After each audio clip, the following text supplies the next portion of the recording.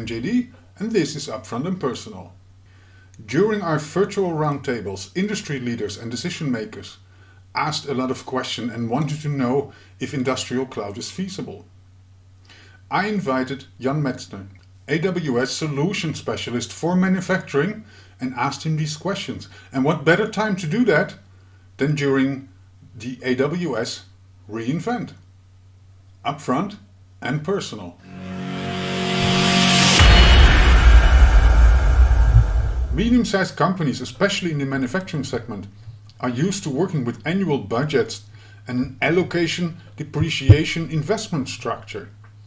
What are the benefits of digital transformation, which includes a subscription model, and how can customers manage these costs?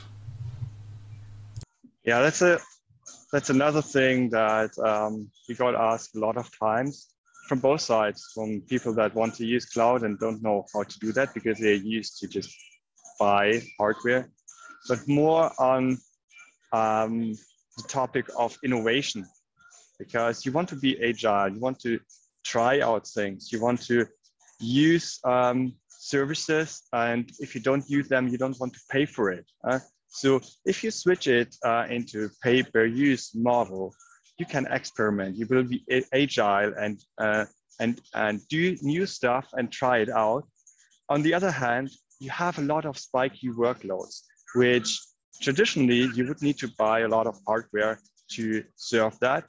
And with the cloud, you can just pay per use, and you just use it when you need that, and you will not pay anything if you don't need it.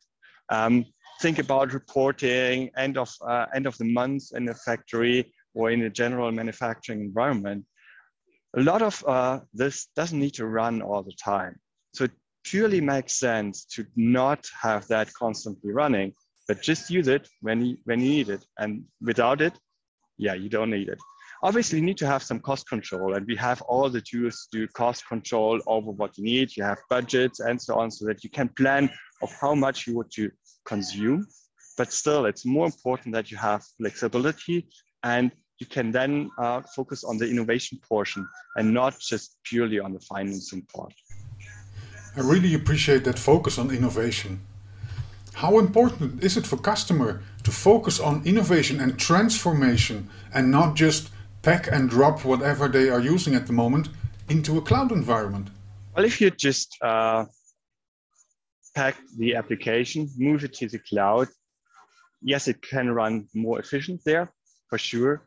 But you're missing actually the new things that you could do with the cloud, where you drive and add more applications, more innovation topics to that. And if you just have the static services that you run on premises and move it to the cloud, you're missing the innovation portion. So you need to open it up at least a little bit, so you can add some more data points, you add more applications that can work with the data.